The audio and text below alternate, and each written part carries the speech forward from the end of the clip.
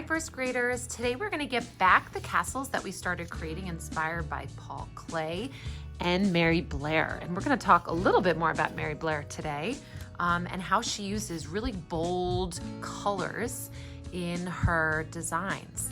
Now we are going to get some soft pastels or chalk pastels, and we are also going to have a Q-tip.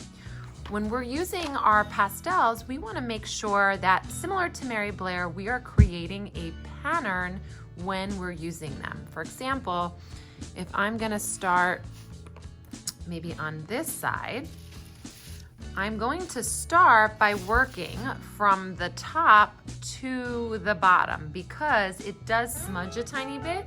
So if we start with the bottom, then we get to the top, we might get it a little bit on our hands. So if I'm going to start up here, I'm gonna put just a little bit in the shape. I'm not gonna fill it up completely because I'm gonna take my Q-tip and then I'm going to blend it or smudge it so that it fills the shape. If I need a little bit more, it's always easier to add more. But when you're using chalk, you don't wanna get a big chalk dust pile because there's a lot of dust with chalk. So you're just using a little bit. Then you're going to go right up to that line. But we don't want to cover the yellow line. We want, or whatever color that you use, you want to go right up to the paint, but you don't want to cover it. Now I'm going to create a pattern. So now I'm going to get another color. And I'm going to fill this area. And then I'm going to go back to the other color. But I'm not coloring it in completely like a crayon because it will be too much. And then when we try to blend it, it will go on top of our paint lines and we won't be able to see our castle anymore. So right now I'm creating that pattern by doing the pink, green, pink, and then I'm filling this area. Now the Q-tip will get a little dirty, so halfway through class, if you need another one, that's okay. If you have a little extra pile like this, you can always blow it to get some of that extra chalk dust away. But you don't want to have too much. So I'm going to keep going with my pattern.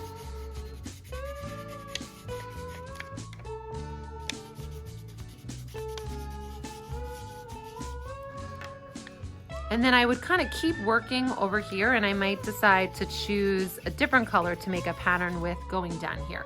But maybe this whole thing, I'm gonna repeat this pattern, but I don't wanna get all the way to the bottom because then I might smudge it. So I might stop there, put these back, and you'll see that they're organized by warm and cool colors, so try to keep them that way so it's easy to see. And now I'm going to add some patterns in other parts. We are filling it in completely because the next time I see you, we're gonna get some oil pastels and we will be able to add some other patterns on top. So watch how I use bright and bold colors to add more patterns.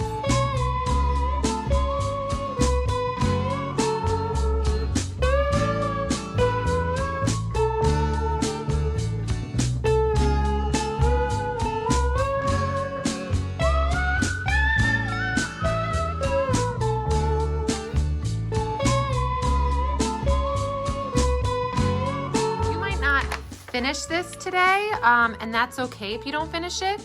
You're just gonna do your best and you're going to take your time. You can see I have lots of patterns in my castle. I use 3 Q-tips. I would say we're not gonna use more than 3.